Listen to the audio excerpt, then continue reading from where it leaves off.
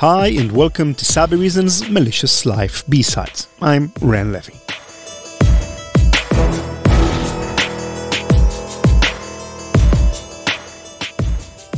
You know, when we started Malicious Life some 4 years ago, I was wondering how much stuff is there to talk about in a podcast about cybersecurity.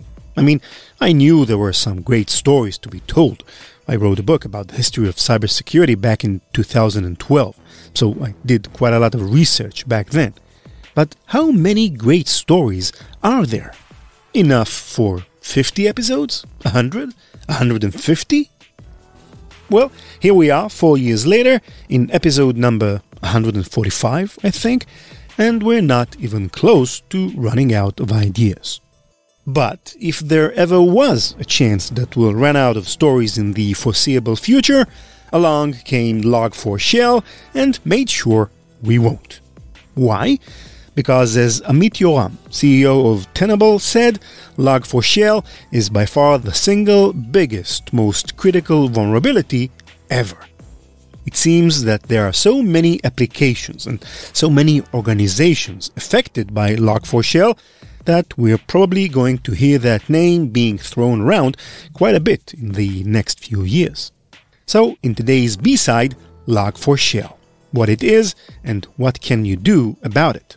Nate Nilsson, our senior producer, talks to Yonatan Stream Amit, CDO and co-founder of Cybereason, our sponsor, about the vulnerability and about the interesting quote-unquote vaccine that Cybereason released for it, a rather unusual piece of software that interestingly uses the same vulnerability that the bad guys are exploiting for their nefarious purposes to close the breach and make your server safe again, at least temporarily, with no downtime whatsoever.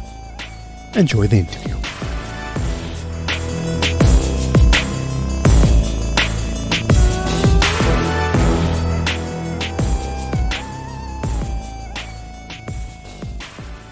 First, let's just lay down some context. What is Apache Log4j and how common is it?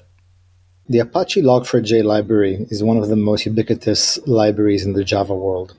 It's basically the go-to solution for most Java developers when they want to look for logging facilities. Now, logging being the most basic way for application debugging and auditing, so it's being used in almost every Java server and Java application out there. So in that sense, if the conversation today is about 3 to 4 billion devices running Java, I would say the majority of them to some degree use Log4j within one of their components for a logging component.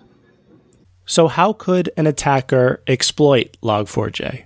So the developers for Log4j thought many years ago, when they just started the first version of the Log4j 2 library, that I think to look at exact what year it came out, but many, many years ago. They thought that it would be a good idea to allow people who write logs to also add customized formatting for messages. Seemingly a good idea at the time. What they didn't realize is that it is very, very common for developers to take input that they receive from the internet and write them in their logs. I'll give you the most canonical example. If you have a server that asks for a username and password in order to begin operation, it is considered best practice that on every login attempt, whether successful or benign, you would write to the log saying the user, and that would then use the username, has attempted to log into your system and either succeeded or failed. However, by this point, hackers are able to say, let us use as a username, as this example, one of the ways that I load custom formatting code, and that will trigger basically the server trying to say, oh, I've been asked to format the string here. Let me happily go and download whatever custom formatting utility you asked me to download and write it to the log file itself. The combination of these situations is that the hackers have a trivially exploitable mechanism in which they ask to log something. And there are, again, many servers just log a ton of user input as part of the normal operation. And then the logger would go ahead and reach out to the internet, downloading a custom unverified code that pretends to be a formatter, basically allowing the hackers complete and unfettered code execution on the system. So it's a trivially exploitable bug that basically allows hackers to ask the servers politely, please reach out to the internet, download my custom code, and run it on the server that it's currently vulnerable. It is a very severe vulnerability. You alluded to the severity of the vulnerability there. This vulnerability was recently given a CVSS score. So before we talk about the score itself, just tell me quickly, what is this CVSS scoring system for listeners who don't know, and how does it work? The CVSS system is looking at each vulnerability and how easy it is to exploit, how impactful exploitation is, so how much damage will exploitation cause, what is the technical barrier or natural mitigations that would occur to limit the scope and spread of an attack. And then gives analysis and a number between 1 to 10 of how critical a vulnerability is. And it's considered that any vulnerability with a score of 7 or 7.5 and above is considered to be a critical vulnerability, where famously danger exploits of the past were given a score of 9.5 to 9.8. So now for the big reveal, the MITRE organization gave the CVE the score of CVSS 10, the highest possible score you can get, which means it's a very severe, very few mitigating factors, and allows a vulnerable, complete code execution on victim servers on a ubiquitously available server. It doesn't get worse than that in terms of vulnerabilities. Just to bring the point home a little bit, what does this 10 really mean? Because I'm looking outside and the world isn't exactly on fire. 10 means that basically it's simple to exploit vulnerability with very few mitigating factor, with a very high prevalence of the risk, allowing us to do things like worming, which means a single server that is being attacked could then therefore go and attack other servers, so it's wormable, is in a sense the most severe kind of vulnerability there is. And to your comment, the world is on fire. Well, naturally, we're not seeing the fires, but IT teams across the globe are frantically working right now on patching their systems and making sure that they are up and fighting against this vulnerability. And at the same time, hackers across the globe have weaponized this very quickly. We mentioned earlier how easy it is to exploit this vulnerability, which means that basically right now there are millions of scans happening all the time on literally every host trying to exploit common patterns on exploitation of this bug. Okay, so we know what kind of damage this vulnerability could lead to. Do we know of any damage that has already been caused as a result of people discovering this? There are clear traces of this being exploited at least a week past globally on a very small scale. So before it became so widely known and every hacking group adopted this into their arsenal, there are clear signs of this being exploited. The researchers across the globe are communicating, seeing a huge influx of attacks, basically talking about tens of thousands of requests per second, globally scanning the internet for vulnerable systems. Interestingly, the first research exploitation of this vulnerability was actually against Minecraft servers, and Minecraft players used to deploy cheats in a similar way to cheat in the Minecraft game or leverage that for access. So that was an interesting observation. But then to your question, it's very clear, at least initially, these will be hastily created payloads whose purpose is to assure future access. And this is right now a land grab before defenders have a chance to patch their systems for hackers to go and make sure that they have beacons or backdooring systems in the way that they can come back in the future. I'm sure we're going to see a ton of leveraging of these attacks over the next couple of weeks and months happening. But definitely we are seeing companies getting breached left and right now, and this exploitation is so trivial that it has been weaponized very quickly. The attack surface has never been larger or more diverse, yet defenders are still forced to piece together intelligence from numerous siloed solutions that produce a flood of alerts in order to detect and end complex malicious operations. No more. Defenders can now leverage AI-driven Cybereason XDR powered by Google Chronicle to predict, understand, and end sophisticated attacks with the only solution on the market that delivers planetary scale protection that allows them to predict attacker behavior through a revolutionary operation-centric detection and response approach. Cybereason and Google Cloud are dedicated to teaming with defenders to end cyber attacks from endpoints to the enterprise to everywhere. Learn more about Cybereason XDR, powered by Google Chronicle at cybereason.com/platform/XDR.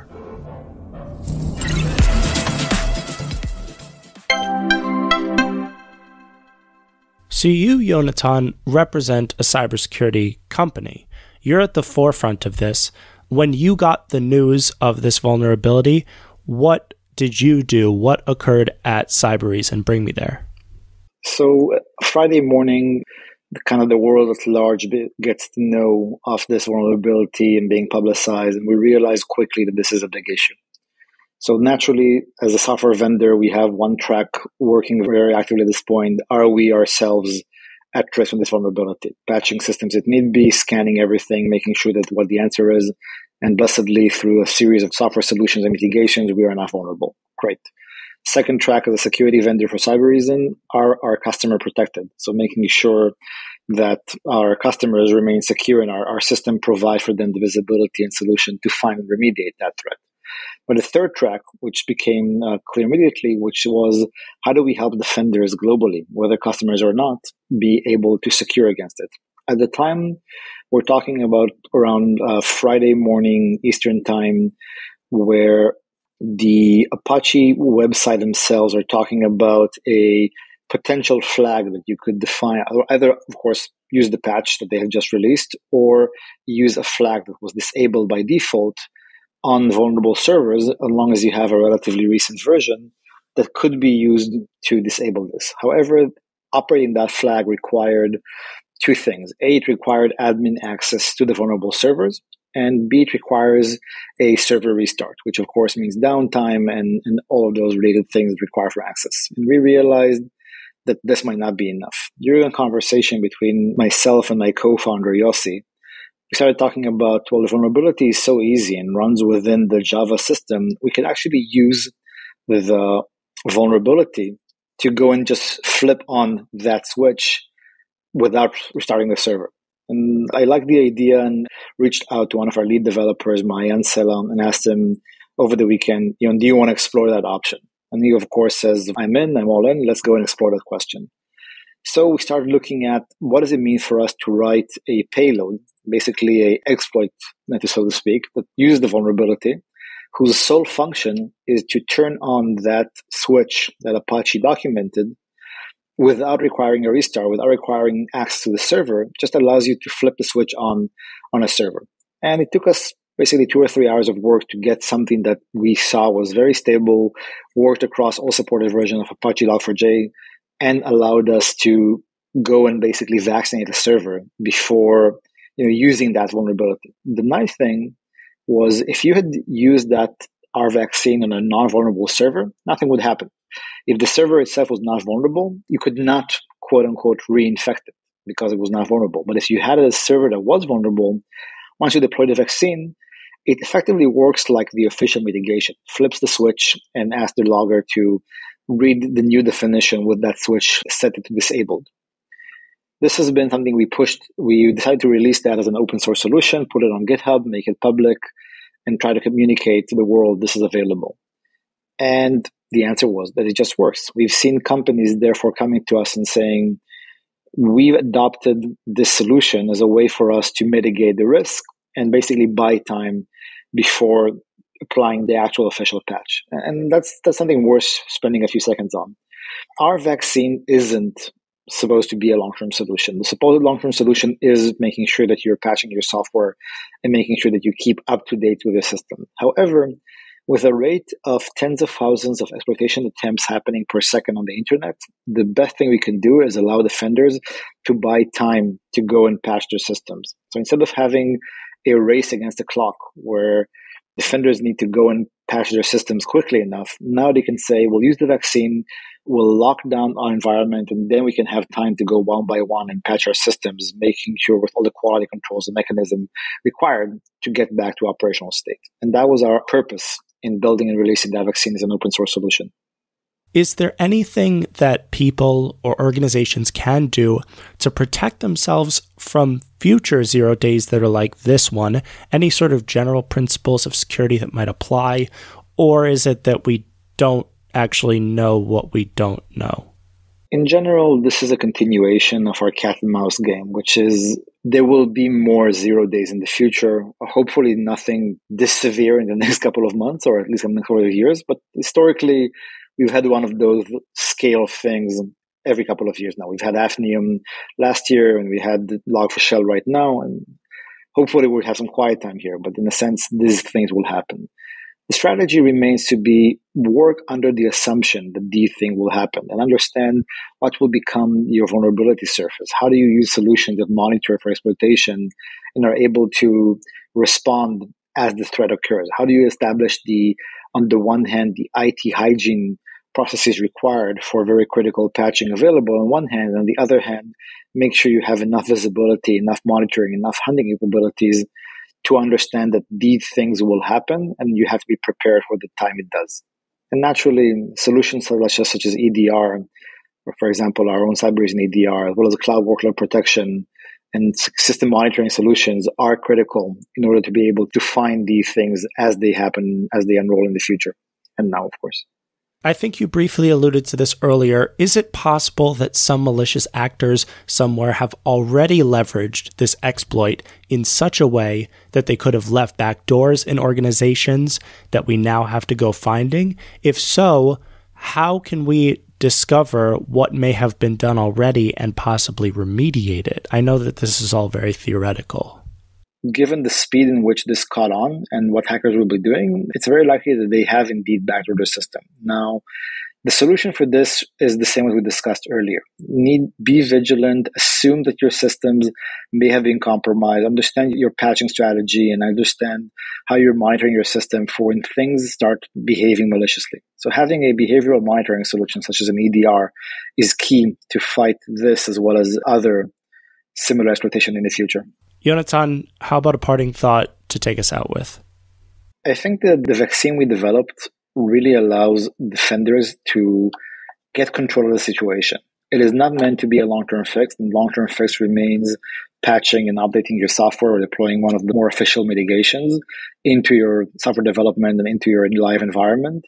However, it is clear that for many years now, we're going to have more and more unpatched systems.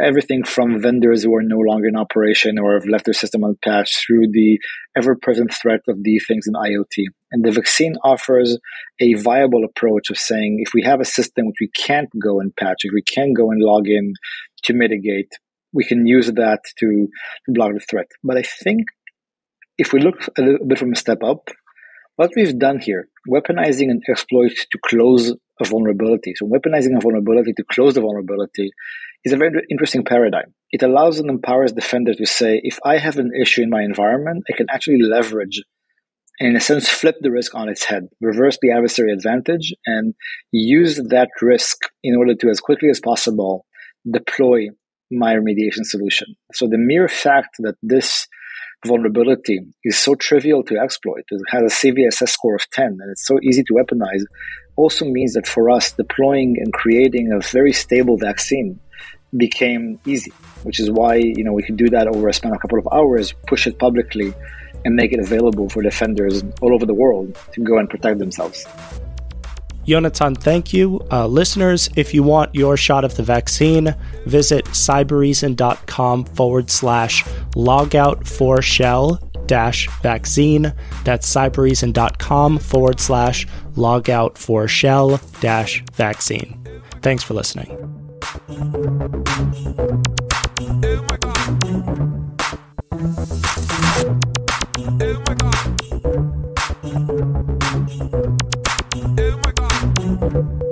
CK music.